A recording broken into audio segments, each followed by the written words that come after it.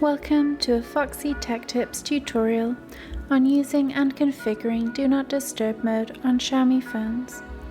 If you find this video helpful, please consider subscribing to my channel and liking the video. Do Not Disturb mode will silence calls, texts, and other notifications, so you can focus on what you're doing or rest without being distracted by notifications. You can quickly turn Do Not Disturb on or off by swiping down from the top right of your screen to access the control center, then expanding the controls. The Do Not Disturb control is here. It's an icon of a moon and says DND. You can turn it on or off here. You can customize your Do Not Disturb mode by going to the Settings app.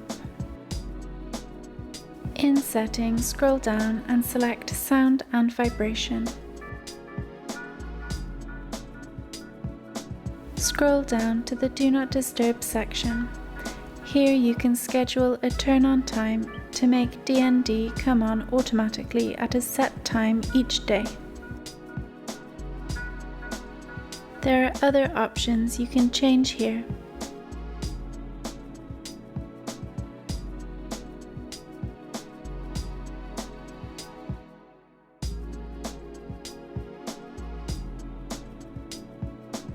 And that draws an end to this tutorial.